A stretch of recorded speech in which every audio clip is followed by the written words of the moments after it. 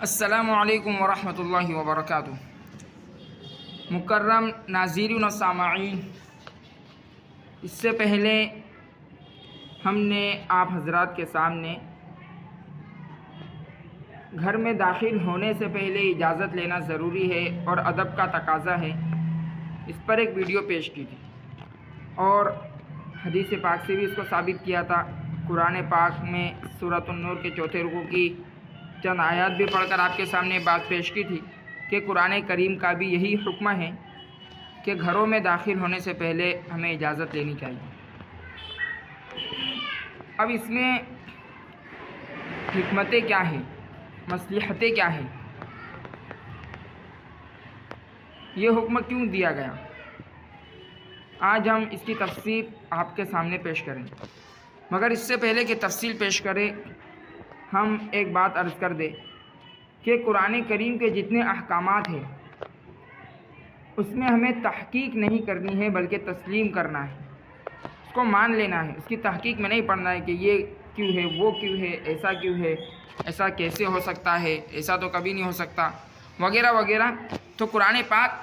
کے سامنے کو ہمیں تسلیم کرنا ہے، اس میں تحقیق نہیں کرنی ہے۔ مگر ہمارے بزرگان دین اللہ تبارک و تعالی ان کی قبروں کو نور سے منور فرمائیں، جن میں سب سے پہلے نمبر پہ آتے ہیں حجت اللہ البالغہ کے مصنف شاہ ولی اللہ محدث دہلوی رحمۃ اللہ علیہ، کہ آپ نے حجت اللہ البالغہ کے اندر بہت ساری چیزوں کی نماز کے مصلحتیں یعنی بہت ساری مصلحتیں جو اسلامی کلچر میں ہیں، اسلام مذہب اسلام میں ہیں، اس کی مصلحتوں کو بیان کیا۔ پھر دور بڑھتا گیا، ترقی کرتا گیا، تو بعد کے آنے والے مصنفین نے اور مؤلفین نے بھی اور مفسرین نے بھی اس بات کی بہت زیادہ کوشش کی کہ اللہ تبارک و تعالیٰ کے جو اوامر ہیں، جن باتوں کو کرنے کا اللہ تبارک و تعالیٰ نے حکم دیا ہے، ان میں اللہ تبارک و تعالیٰ کی کیا کیا حکمتیں ہیں، تو انہوں نے اپنے اپنے علمی بساط کے مطابق، اپنی اپنی علمی پرواز کے مطابق ان مصلحتوں کو، ان حکمتوں کو لکھنے کی کوشش کی۔ ہمارے سامنے ہے یہ معارف القرآن، اس کی 6 جلد ہے، صفحہ نمبر 386 ہے۔ یہ معارف القرآن مفتی اعظم ہند یعنی انڈیوائیڈڈ ہندوستان، غیر منقسم ہندوستان کے جو مفتی اعظم تھے، بہت زبردست مفتی تھے، انہوں نے یہ قرآن پاک کی تفسیر لکھی ہے اور اپنے اسلاف کے نقش قدم پر چلتے ہوئے انہوں نے بھی اللہ تبارک و تعالیٰ کے جو احکام ہیں، ان کی حکمتیں کیا ہے، مصلحتیں کیا ہے، اس کے لکھنے کا ایک اعتبار سے کہہ لیا جائے التزام کیا ہے۔ تو چلیے آئیے کیا کیا حکمتیں ہیں اجازت لینے میں، کسی کے گھر میں داخل ہونے سے پہلے اجازت لینے میں کیا کیا حکمتیں ہیں، ہم پڑھتے ہیں۔ حضرت لکھتے ہیں کہ افسوس ہے کہ شریعت اسلام نے جس قدر اس معاملے کا اہتمام فرمایا کہ قرآن حکیم میں اس کے مفصل احکام نازل ہوئے اور رسول اللہ صلی اللہ علیہ وسلم نے اپنے قول و عمل سے اس کی بڑی تاکید فرمائی، اتنا ہی آج کل مسلمان اس سے غافل ہو گئے۔ یعنی اجازت لینے کے متعلق، گھر میں داخل ہونے سے پہلے اجازت لینے سے متعلق جتنی تاکید فرمائی، اتنا ہی آج کل مسلمان اس سے غافل ہو گئے۔ لکھے پڑھے نیک لوگ بھی نہ اس کو کوئی گناہ سمجھتے ہیں اور نہ اس پر عمل کرنے کی فکر کرتے ہیں۔ دنیا کی دوسری مہذب قوموں نے اس کو اختیار کر کے اپنے معاشرے کو درست کر لیا، مگر مسلمان ہی اس میں سب سے پیچھے نظر آتے ہیں۔ اسلامی احکام میں سب سے پہلے سستی اسی حکم میں شروع ہوئی۔ بہرحال استئذان یعنی اجازت لینا قرآن کریم کا وہ واجب التعمیل حکم ہے کہ اس میں ذرا سی سستی اور تبدیلوں کو بھی حضرت ابن عباس رضی اللہ عنہما انکار آیت قرآن کے شدید الفاظ سے تعبیر فرما رہے ہیں، اور اب تو لوگوں نے واقعی ان احکام کو ایسا نظر انداز کر دیا ہے کہ گویا ان کے نزدیک یہ قرآن کے احکام ہی نہیں۔ انا للہ و انا الیہ راجعون، یعنی حضرت فرما رہے ہیں کہ گھر میں داخل ہونے سے پہلے اجازت لینا قرآن کریم کا وہ حکم ہے جس پر عمل کرنا واجب ہے، اور حضرت ابن عباس رضی اللہ تعالیٰ عنہ کے حوالے سے ارشاد فرما رہے ہیں کہ اس میں ذرا سستی کرنا یا اس میں تھوڑا تبدیلی کر دینا، حضرت ابن عباس رضی اللہ تعالیٰ عنہ فرماتے ہیں کہ اگر کوئی اس میں ذرا سستی کرے،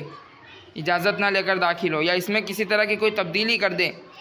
تو حضرت ابن عباس فرماتے ہیں کہ یہ تو ایسا ہے گویا کہ اس نے قرآن پاک کی آیت ہی کا انکار کر دیا، یعنی اتنے شدید لفظ وہ الفاظ استعمال کیا کرتے تھے ایسے شخصوں کے لیے جو اس میں سستی کرتے ہیں یا اس میں تھوڑی تبدیلی کر دیتے ہیں۔ اور یہ تو سستی اور تبدیلی کی بات تھی۔ حضرت نے آگے لکھا ہے کہ آج کل تو لوگوں نے اس کو نظر اندازی کر دیا اور ایسا نظر انداز کیا کہ لگتا ہی نہیں کہ یہ قرآن کا کوئی حکم ہے،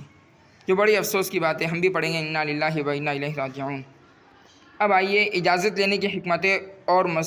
مصالح مہمہ، یعنی اہم مصلحتیں کیا ہیں اس میں۔ حق تعالیٰ جل شانہ نے ہر انسان کو جو اس کے رہنے کی جگہ عطا فرمائی، خواہ مالکانہ ہو یا کرایہ وغیرہ پر، بہرحال اس کا گھر اس کا مسکن ہے، اور مسکن کی اصل غرض سکون و راحت ہے۔ قرآن عزیز نے جہاں اپنی اس نعمت گراں نمایاں کا ذکر کیا ہے، گراں مایہ کا ذکر فرمایا ہے، اس میں بھی اس طرف اشارہ ہے۔ فرمایا جعل لکم من بیوتکم سکنا، یعنی اللہ تعالیٰ نے تمہارے گھروں سے تمہارے لیے سکون و راحت کا سامان دیا، اور یہ سکون و راحت جبھی باقی رہ سکتا ہے کہ انسان دوسرے کسی شخص کی مداخلت کے بغیر اپنے گھر میں اپنی ضرورت کے مطابق آزادی سے کام اور آرام کر سکے، یعنی دوسرے شخص کے ڈسٹرب کیے بغیر اپنے گھر میں اپنی ضرورت کے مطابق کام بھی کر سکے اور آرام بھی کر سکے، جبھی یہ گھر واقعی طور پر سکون کا ذریعہ بنے گا۔ ورنہ کوئی اگر ڈسٹرب کر رہا ہے تو پھر وہ ظاہری بات ہے سکون کا ذریعہ نہیں بنے گا، بلکہ سکون کے مخالف ہو جائے گا۔ آئیے آگے پڑھتے ہیں۔ اس کی آزادی میں خلل ڈالنا گھر کی اصل مصلحت کو فوت کرنا ہے، جو بڑی ایذا اور تکلیف ہے۔ اسلام نے کسی کو بھی ناحق تکلیف پہنچانا حرام قرار دیا ہے۔ اجازت لینے کے احکام میں ایک بڑی مصلحت لوگوں کی آزادی میں خلل ڈالنے اور ان کی ایذا رسانی سے بچنا ہے، یعنی جو اجازت لینا ہے اس میں سب سے بڑی مصلحت یہ ہے کہ لوگوں کو ہمارے ذریعے سے کہیں تکلیف نہ پہنچ جائے، ہماری وجہ سے ان کے آرام میں، یا وہ کچھ کام کرنا چاہ رہے تھے اس کی وجہ سے وہ ان کے آرام میں ڈسٹرب نہ پڑ جائے، ڈسٹرب نہ ہو جائے، وہ اسی طرح سے کچھ کام کرنا چاہ رہے تھے اس میں ہمارے جانے سے رکاوٹ نہ پیدا ہو جائے جن کی وجہ سے انہیں تکلیف ہوگی۔ تو پہلی مصلحت یہی ہے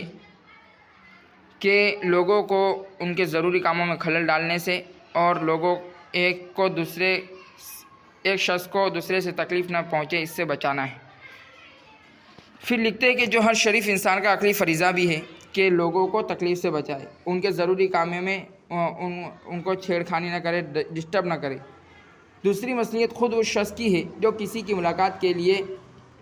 اس کے پاس گیا ہے، کہ جب وہ اجازت لے کر شائستہ انسان کی طرح ملے گا تو مخاطب بھی یعنی سامنے والا بھی اس کی بات قدر و منزلت سے سنے گا، اور اگر اس کی کوئی حاجت ہے تو اس کو پورا کرنے کا داعیہ اس کے دل میں پیدا ہوگا، یعنی شوق پیدا ہوگا کہ یار اتنا اچھا انسان ہے، چلو جو ضرورت لے کر آئے اسے پوری کر دی جائے۔ بخلاف اس کے کہ وحشیانہ طرز سے کسی شخص پر بغیر اس کی اجازت کے مسلط ہو گیا تو مخاطب اس کو ایک بلائے ناگہانی یعنی ایک بلا کی طرح جو اچانک آ گئی سمجھ کر دفع الوقتی سے کام لے گا، یعنی ہاں ٹھیک ہے، ہاں میں کر دوں گا، اس طرح سے وہ بات کرے گا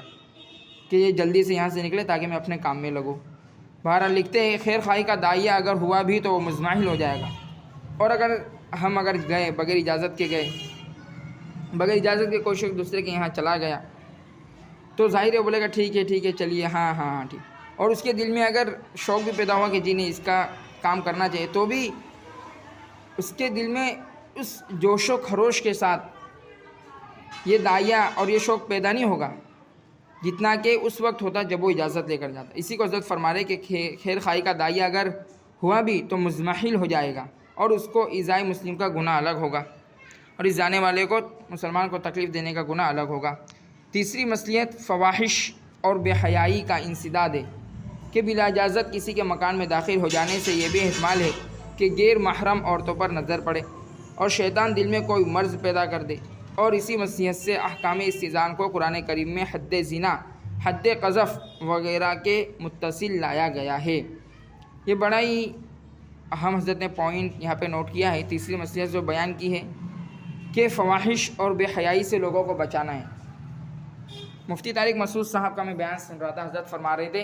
کہ کسی سے آنکھ مٹکا ہونا اور عشق بازی کب کس کو کس سے ہو جائے کچھ نہیں کہا جا سکتا، لہٰذا بہتر یہی ہے کہ انسان کسی کے گھر میں جائے تو اجازت دے دے، تاکہ جو غیر محرم ہے وہاں پر وہ پردے کی آڑ میں چلے جائے۔ یہاں رک کر ذرا میں ان حضرات سے بھی کہوں گا جن کے گھروں میں لوگ آتے جاتے ہیں اور پردے کا کوئی اہتمام نہیں ہے، عزیزوں یہ پردے کا اہتمام ہونا چاہیے۔ جب گھر میں ان کی مستورات آئے وہ الگ کمرے میں چلے جائے، ہم مرد حضرات الگ کمرے میں رہے، اس طرح سے بڑے بڑے گھر ہوتے ہیں لیکن اس طرح کا کوئی انتظام نہیں ہوتا، اور گویا کہ اللہ تبارک و تعالیٰ کا جو یہ حکم ہے پردے کا اس کو بالکل اپنے اعمال کے ذریعے سے ختم ہم کر دیتے ہیں اور اس پر عمل نہیں کرتے۔ غیر کو بھی پتہ نہیں ہے یہ حکم کہ مسلمانوں کے اندر یہ ہے کہ عورت کو نہ دیکھا جائے وغیرہ وغیرہ، سب چیزیں جو ہے پردے سے متعلق ہے، غیر جانتے ہی نہیں کہ ایسا بھی اسلام میں کوئی حکم ہے۔ اگر وہ یہ سب دیکھتے کہ اتنا اچھا حکم ہے، عورت کو اتنی عزت دی گئی ہے، ان کی عزت اور آبرو کی اتنی فکر کی گئی ہے، تو ظاہری بات ہے وہ ایک طرح سے متاثر ضرور ہوتے، لیکن ہمارے اعمال کی بنا پر وہ وحشت کرتے ہیں، نہ کہ ہمارے اسلام کو دیکھ کر وہ متاثر ہوتے۔ تو چلیے،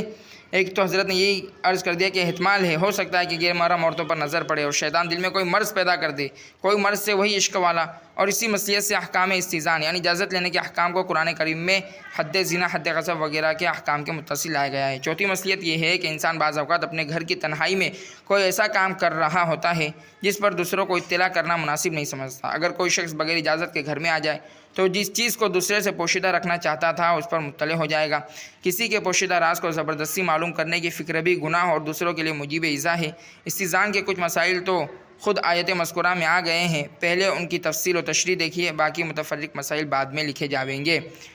تو حضرت آگے مسائل ذکر کر رہے ہیں، لیکن یہاں چوتھی مصلحت جو ذکر کی ہے کہ انسان گھر میں ہوتا ہے تنہائی میں کوئی کام ایسا کام کرنا چاہتا ہے کہ وہ نہیں چاہتا کہ اس پہ کوئی دوسرے حضرت مطلع ہو جائے۔ مثلا کبھی ایسا ہوتا ہے انسان گھر میں بیٹھا ہے، پیسے گن رہا ہے، ظاہر ہے پیسے گن رہا ہے اور ہم کوئی بازو والا کوئی پڑوسی آ گیا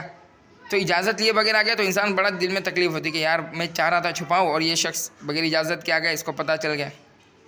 ہے نا۔ اسی طرح سے دوسرے بھی بہت سارے کام ہیں جو انسان چاہتا ہے کہ کسی کو پتہ نہ چلے، جس میں نے ایک ذکر کر دیا کہ پیسے گننا وغیرہ۔ اسی طرح سے کوئی دوسرا اہم کام ہے، اس میں وہ لگا ہوا ہے، اچانک کوئی چلا گیا تو سامنے والے کو بڑی دل کے اندر تکلیف پہنچ جاتی ہے، وہ اس کا اظہار نہیں کرتا لیکن وہ مناسب سمجھتا کہ وہ دل میں سوچتا کہ کہاں سے ابھی آ گئے۔ اور ایک بات یہ بھی یاد رکھے کہ اگر کوئی شخص کہہ دے